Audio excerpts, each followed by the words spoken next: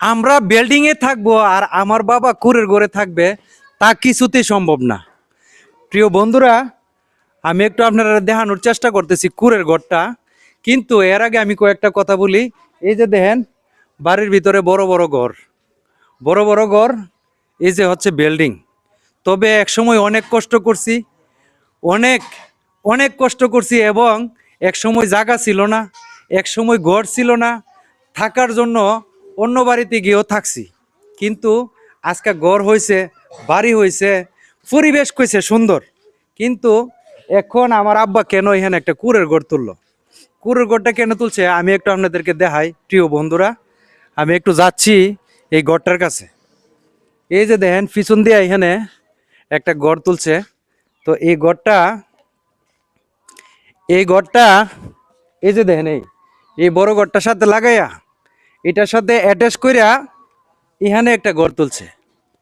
তো এই ভিডিওটার মেসেজটা, প্রিয় বন্ধুরা, আসলে আমরা বায়াত এবং আমাদের মানে ফ্যামিলিতে যারা আছি, ইনশাল্লাহ আমরা সম্পূর্ণ প্রকার মানে আল্লাহর মধ্যে মিলজিলের ভিতরে আছি।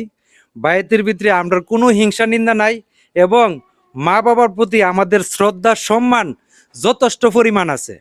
কিন্তু আমি এই ভিডিওতে একটা মেসেজ দিতে চাই।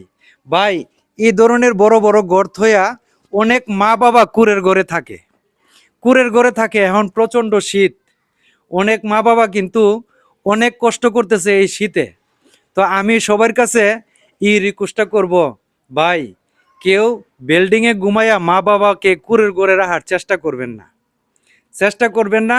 দয়া করে আমি আপনাদের কাছে হাত জোর করে রিকোয়েস্ট করি, এই ভিডিওটা আপনাদের ভালো কিছু, অবশ্যই ভালো মানুষ যারা আছে, এবং সবাই এই ভিডিও, এই ধরনের ভিডিও সাপোর্ট করবে।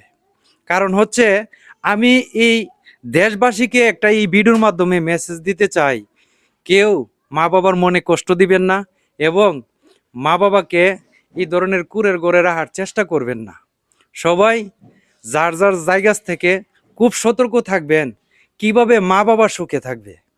মা বাবাকে সুখে রোখে রাখার জন্য নিজের জীবনটা বিসর্জন দিবেন, তাহলে ভালো হবে। আপনার আমার ভবিষ্যৎ জীবন ভালো হবে, অন্ধকার কাটবে না ভাই। যদি মা বাবা দোয়া করে, এই দোয়া ইনশাল্লাহ আপনার আমার কাজে লাগবে।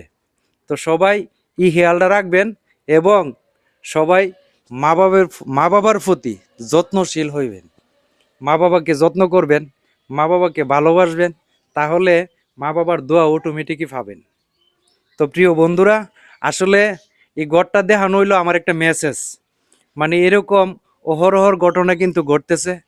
তো এই জন্যে ভাই, আমার এই ভিডিওটা সবাই শেয়ার করবেন, সবাইকে দেখার সুযোগ করে দিবেন প্রিয় বন্ধুরা, যাতে এই ধরনের ঘরের ভিতরে মা বাবা না থাকতে হই। আমরা তো কোনোদিন দিব না, কোনোদিন দিব না।